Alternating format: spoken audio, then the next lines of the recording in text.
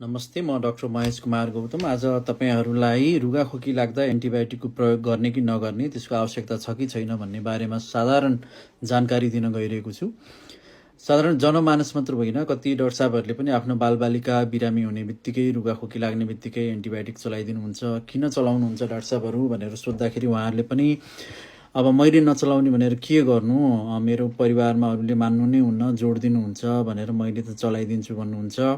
त्यस्तै कति आमा बुवालाई सोद्धाखेरि चाहिँ डाक्टर साहब हामीले चलाउने होइन, स्वास्थ्य कर्मीले नै चलाइदिनुहुन्छ, अब चलाइसकेपछि कसरी नचलाउनु भन्नुहुन्छ।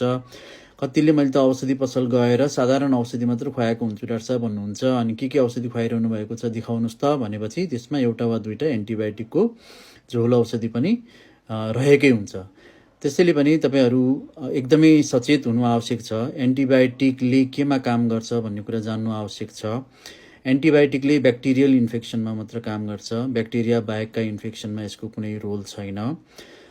हामीलाई लाग्ने साधारण रुगाखोकी, मौसमी फ्लू, मौसमी भाइरल ज्वरोहरू सबै भाइरल इन्फेक्सन हुन्। यिनीहरूमा एन्टिबायोटिकको कुनै रोल छैन र यिनीहरूको दीर्घकालीन नकारात्मक असरहरू चाहिँ बरु बढी छन्। तपाईहरूले सुन्नुभएको होला, अहिले विदेशमा पनि र हाम्रै देशमा पनि कति सघन उपचार कक्षमा उपचार भइरहेका बिरामीहरूको मृत्युको पहिलो कारण औषधिले काम नगर्दिनाले भइरहेको छ।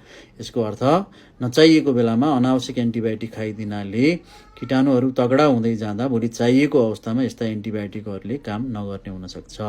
त्यसैले औषधि पसलबाट वा आफ्नो स्वास्थ्य कर्मीले वा आफ्नो डाक्टरले कुनै औषधि दिइरहनु भएको छ भने डाक्टर साहब यो औषधि के को लागि हो, यसको असर के हो, यसको नकारात्मक असरहरू के हुन सक्छ, मैले एन्टिबायोटिक पाइरहेको छु कि छैन, यदि तपाईँले मलाई एन्टिबायोटिक दिइरहनु भएको छ भने यसको आधारहरू के हुन्, मलाई कुन ब्याक्टेरियाको कस्तो किसिमको इन्फेक्सन भएको हुनसक्छ र यो औषधि कति मात्रामा कति दिन कसरी खानुपर्छ र खान पर्छ कि पर्दैन, यो चाहिँ अवश्य सोध्नु होला। धन्यवाद।